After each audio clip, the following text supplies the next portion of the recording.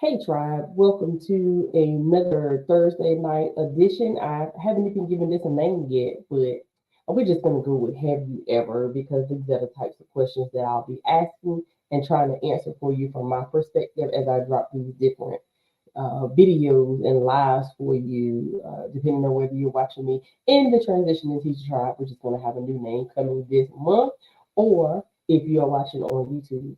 So this one I want to talk about. Have you ever considered working in the business of education? So we've all heard this phrase, standing on business, right? And it's been popular in social media and vernacular. And it has its own connotation to it. So I thought, I might as well jump on the trend as well and talk about standing on business as an educator. So you can look at that from a myriad of ways, but the angle that I'm going to talk about is in transitioning into a career on the business side of education. So I have a whole lot of notes. If you see me looking down, because I want to make sure that I give you all of this goodness that I've collected in my research about standing on business and education. So I'll tell you a little bit about my experience working in the business part of education. I started in human resources back in 2014, which I call a happy accident that I'm so glad occurred because I thoroughly enjoy working in human resources and had no idea that it would become a career for me where I'll be coming up on 10 years in July of 2024. And over the course of working in HR all these years in different places, in different states, in different venues of education, I have met a great deal of people. I learned a lot about the business side of education and how it is just as impactful as what we have done when I was a teacher in the classroom, what you're doing as a person that works directly with students. But I want to tell you that there is value in standing on business in education. So let me give you just a few numbers. So according to prnewswire.com, the global higher education market was valued in 2022, so we're talking about just 2 years ago, at $4.772 billion dollars. That's a billion with a B. Okay. In terms of revenue, the U.S. education market size was valued at $1.41 trillion in 2021. Okay. According to companiesmarketcap.com, there are some amazing educational agencies who are making billions of dollars. I'm just going to give you the top three. You can go and look, and I might drop the link for you. But look at just the top three: New Oriental, Duolingo, and Pearson. If you worked in North Carolina in K-12, you know exactly who Pearson is if you don't recognize those other ones. Let me give you some figures. New Oriental, 15.99 billion. Duolingo, 8.9 billion. Pearson, $8.90 billion. So we're talking about the business side, as in businesses that do and exercise and operate based on education, meeting the needs of educators, and educational institutions all around the globe. Okay, so let's bring it down to home a little bit and let's talk about educational management right where we live in schools within our communities. Okay, so I want to just give you some overarching themes where you can work in education. So first, let's talk about operations. Not thinking about operations, but we can't have school without operations. Let me give you some examples. Transportation. Somebody has to drive the bus. Somebody has to work on the bus, make sure that it has oil and tires. But guess what? Somebody also has to manage the people who do that work. So if you have a sincere interest in transportation, there are leadership opportunities for you there. Okay? So you have a business degree, you're interested in management, you're in education, there's an opportunity for you there. Okay? Let's go down and talk about food services. Now, most schools have a cafeteria. There are like some charter schools and things that don't, but most traditional public schools are going to have a cafeteria. And guess what? The cafeteria has to have workers and they have to have managers. Another area of operation that is very important because, as you know, if you work in public schools, a lot of our students would not eat if it was not for us being able to provide food on our local campuses. So there are opportunities for you to still serve and impact students in a different way, non instructional, in food services. How about maintenance?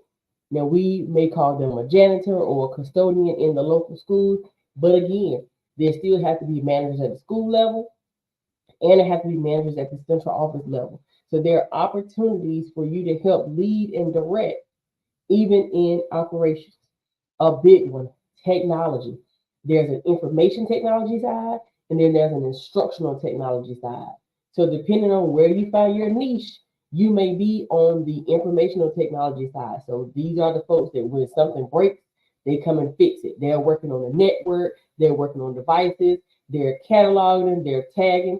That's important work because if they don't make sure that our MacBook and our Chromebook and our laptop work, how can we do what we need to do with our students?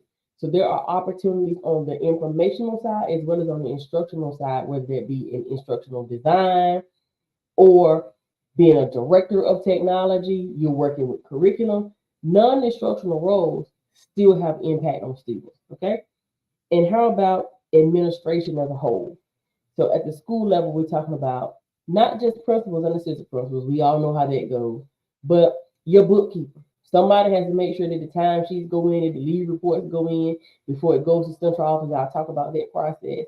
Your data manager. Somebody has to make sure that attendance is being done, right? You may not think that these things are critical, but I assure you, anything that's dealing with where the money resides is critical. And these are jobs that you can transition into. I'm going to talk about some of the pros and cons as we get ready to close. But keep those clerical and administrative jobs in mind, as well as the typical administrative path. Okay. So now I want to shift over to finance. Now, if you are a math major, accounting, business again, then this may be your wheelhouse. We're talking about the people that do accounts payable. They pay the bills for the school. Schools and school districts have utility bills just like you have in your home, just like any other business would have. Somebody has to make sure those things get paid.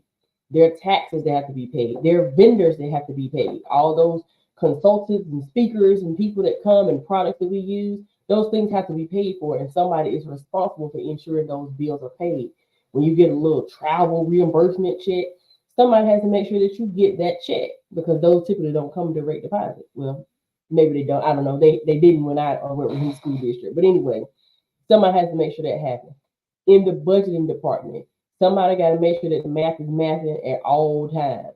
If that's your wheelhouse, that may be a great transition for you outside of the classroom. Payroll, our favorite people. These are the people who make sure that the zeros and the zeros and the zeros and the zeros all have the decimals where they need to go so that either bi-weekly or once a month, depending on where you work, you are receiving your paycheck, your taxes are being taken out, your benefits costs are being taken out, your retirement is being taken out. Somebody has to be behind the scenes doing that work.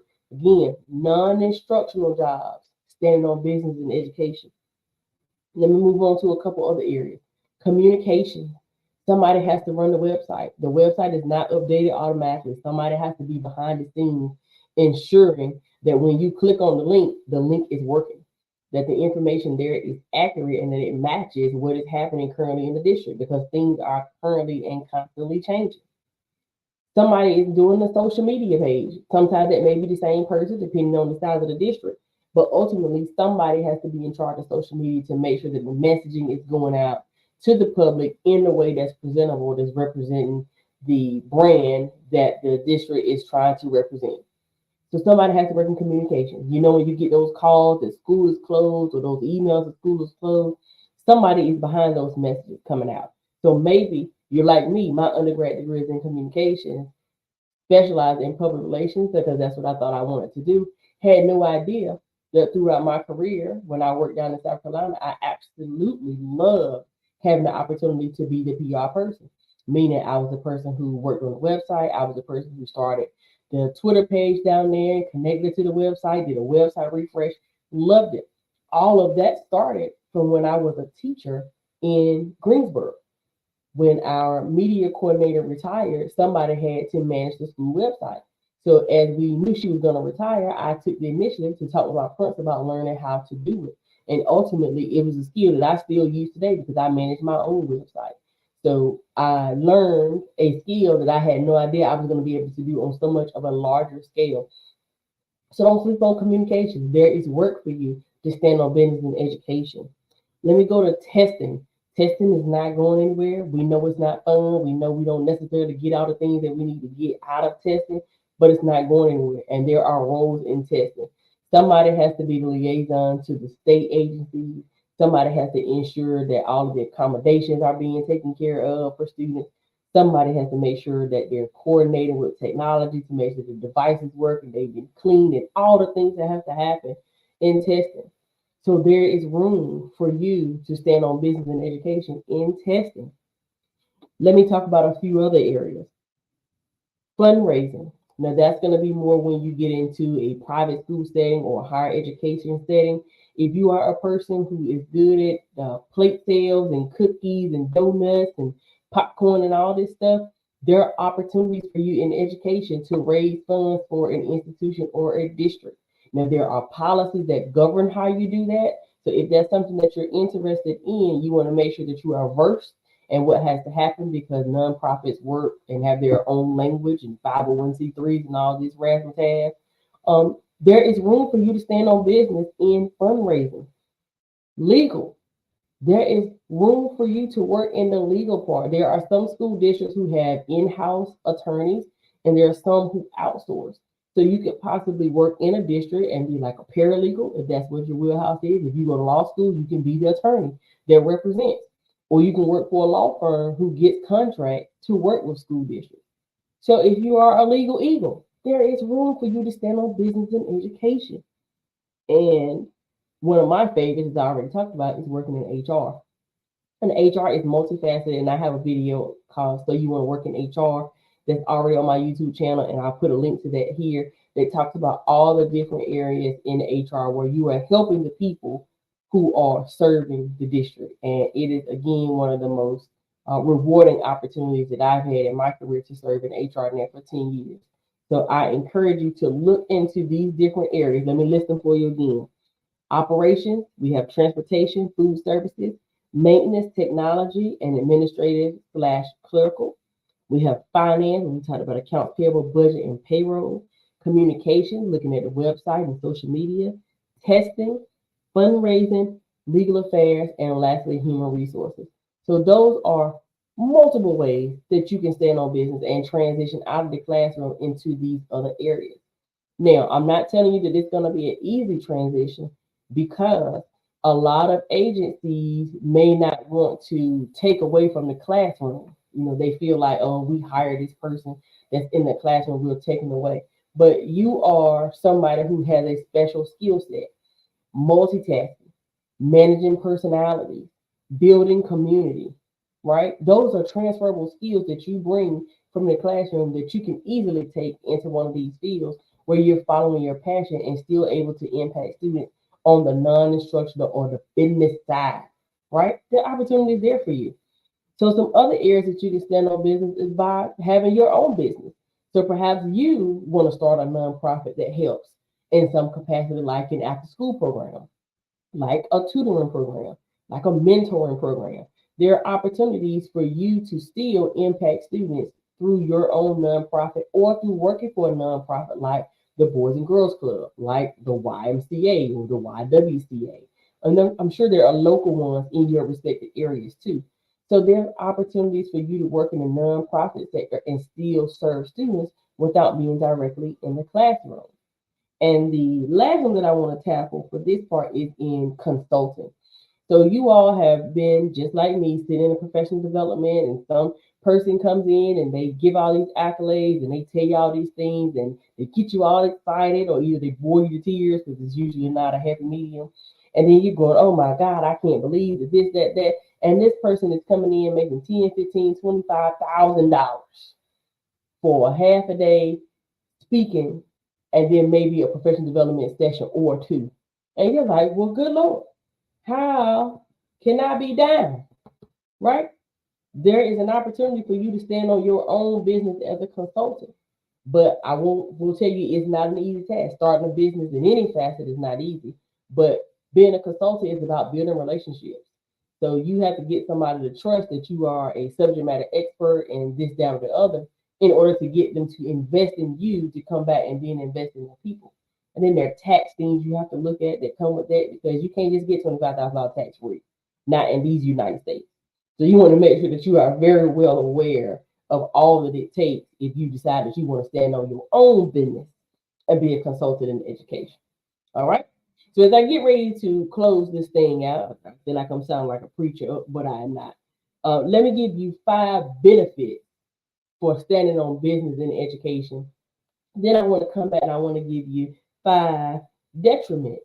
And then I want to let you be the judge and decide, is it time for you to stand on business and transition into the non-instructional side in education? So first things first, there are diverse career opportunities. So when you decide that you want to move into the business side, all of these that I mentioned are just a few. They're a drop in the bucket. But you can go and you can research for yourself. Or if you want to schedule a one-on-one with me, you should let me know because I do that too. And we can talk about where your passions lie and how you can transfer the skills that you obtained as an educator onto the business side. Okay. Second one is impact beyond the classroom. As I've stated, in all of these different areas, you're making an impact. Somebody has to make sure that everything else is working in order for teachers to be able to do their job effectively. And you may be one who can transition into that space because you can speak from the lens of a teacher.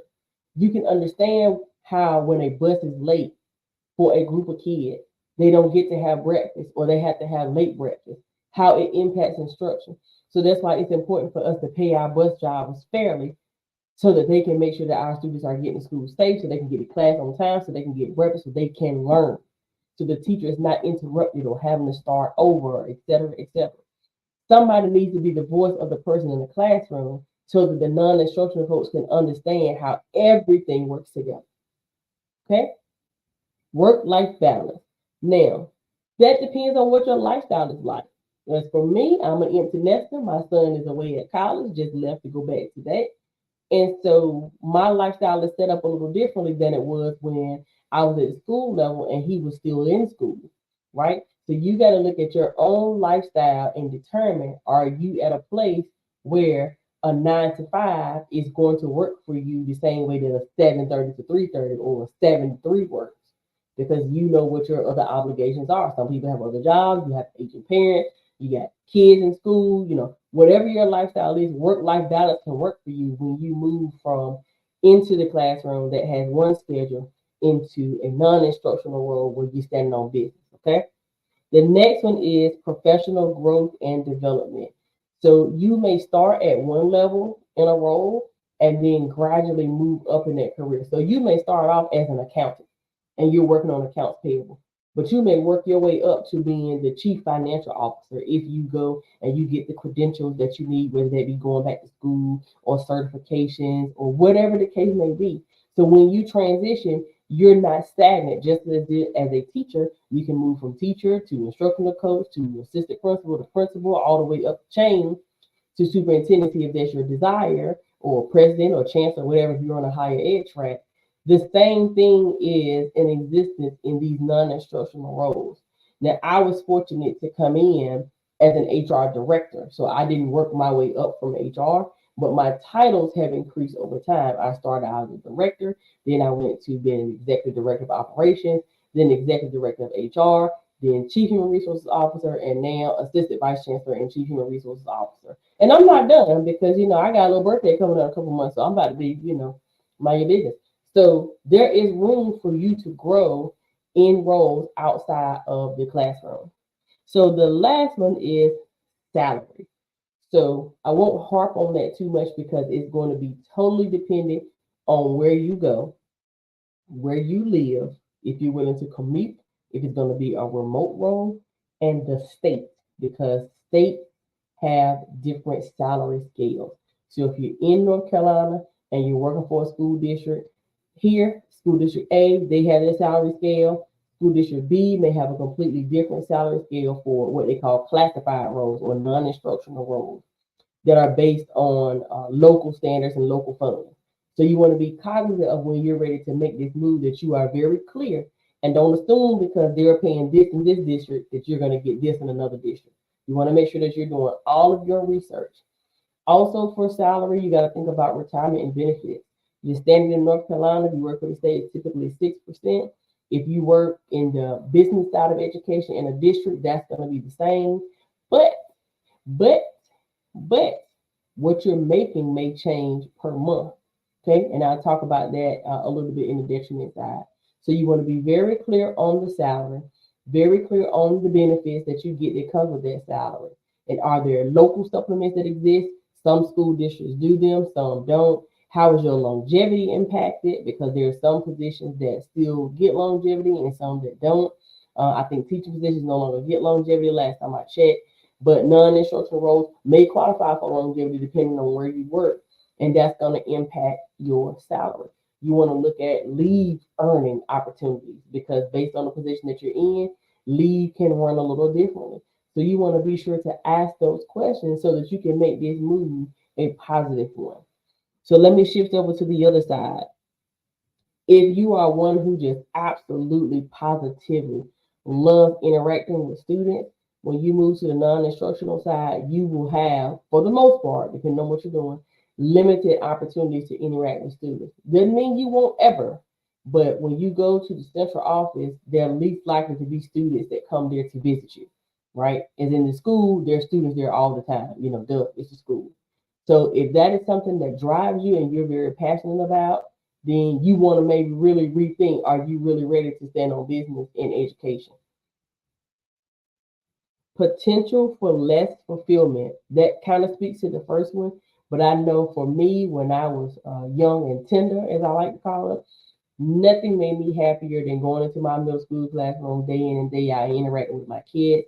I was a basketball coach, if you can believe that, and a volleyball coach, and I did SGA and Beta Club and put on dances like you name it. I did it. Me and my friends, we had a ball when I was a teacher, and that was very fulfilling for me. As an HR professional, I still have the opportunity to do those things in some capacities, but instead of doing them for the students, I'm doing them for the employees, and I absolutely love it because those were some of the activities that I enjoyed the most. I was a middle grade language arts teacher. I was amazing, if I do say so myself, and I do, and that brought me great joy. So I find the same level of joy in doing professional development for adult learners as I did for my students back in my day. Okay, so if you just really need that fulfillment of seeing that aha moment with students, there's still some opportunities for that, but there'll just be less of them as you move into non-instructional roles. Okay, 12 months. If you value having your summers off, if you transition out of the classroom, with the exception of a few roles, sometimes counselors, assistant principals, etc., they may have 9 or 10 months or 11 month positions. But if you're on the business side, yeah, it's 12 months. It's 12 months. So that doesn't mean you can't still take vacation, but you can't take the whole month of July. It just doesn't work like that. We are always operating because these things that we have going on always have to function. Like we always have to make sure that people are getting paid. We always have to make sure the bills are paid. We always have to make sure that the website is going. We always have to make sure social media stuff is going. We always have to make sure the technology is working. So if you don't want to give up your summer months, you might want to rethink whether you're ready to stand on business and education. Okay. Lower visibility and recognition. One of the most exciting things of a school board meeting is recognizing the students. You see them, they go and they do the little pledge of allegiance and they lead the group. And we're talking about rewards. Back in my day, we used to have art explosion and they would go up there and be recognized. But you don't see the business people getting recognized. Like nobody's saying, hey, come on up and let's celebrate the HR department. Like, no, nobody's doing that. So if that level of recognition is important to you, doesn't mean you won't ever get it, but it's real slim because at those meetings, it's for business, but it ain't about the business people, right? It's about the students and the teachers and the administrators who are down there brass tacks with the students day in and day out.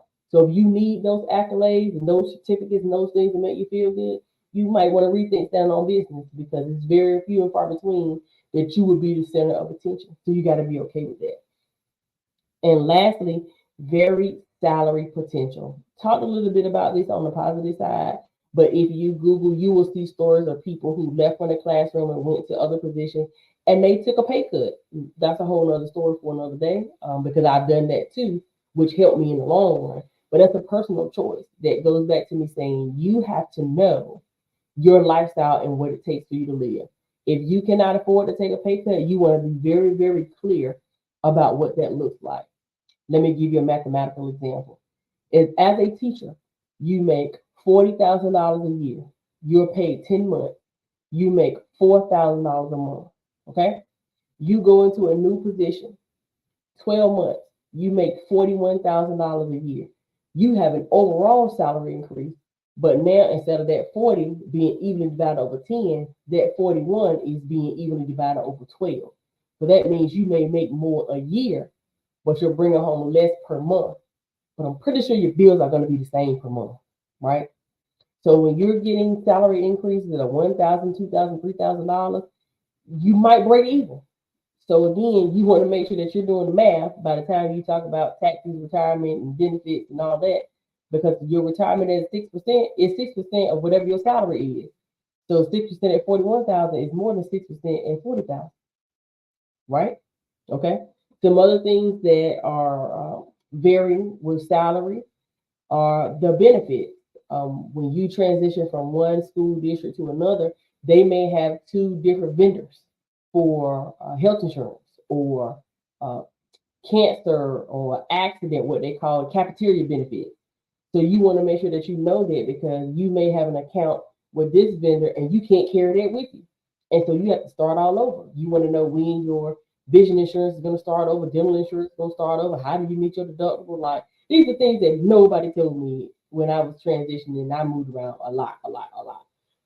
But these are things that I have learned over time that have tripped me up. When I left from South Carolina to come back to North Carolina, my son needed braces, and I had to wait for X amount of time in order for my insurance to kick in order for him to get his braces. And I'm like, you mean this like this doesn't start as soon as you start? No, not all the time. So you want to make sure that you're clear on that. And those things will vary based on if you're staying in the same district, move to another district, move to another state. So those are the ways that the salary things will differ. So again, I encourage you to do your research uh, and find out before you decide you want to stand on business. I do encourage you, whatever it is that you decide to do, that you pray, that you do your research, that you ask questions, and that ultimately you make a decision that's going to bring you the joy and the abundant life that God promised and that you deserve. You can stand on business and education. The opportunities are there if you want them. Not saying that the first job that you apply for that you're going to get right off the bat. Not saying that your resume that you have right now is ready for you to take, that you use to become a teacher, to become an IT specialist. Not saying that that's the case. There is some work that has to be done on your part. So if you're going to decide to make this transition, you have to be prepared to do the work that goes along with it. And that's what I'm here to help you with. So I want to thank you for joining me for Have You Ever Considered Working in the Business of Education? Hashtag Standing on Business. If you are ready to connect with me because you know that you're ready to go to the next level, I am here. www.savvyshay.com. You can email me shay@savvyshay.com. That's savvy with two A's. That's another story I'll tell you about another day. Thank you again for joining, and stay tuned for next week where I'll be bringing you more information. And always on the first of the month, I'll be bringing you Savvy, Shay, and Friends. As I close it out, I just want to remind you that there is a friend who sits closer than a brother, and his name is Jesus. I encourage you to get to know him. He will change your life. Until next time.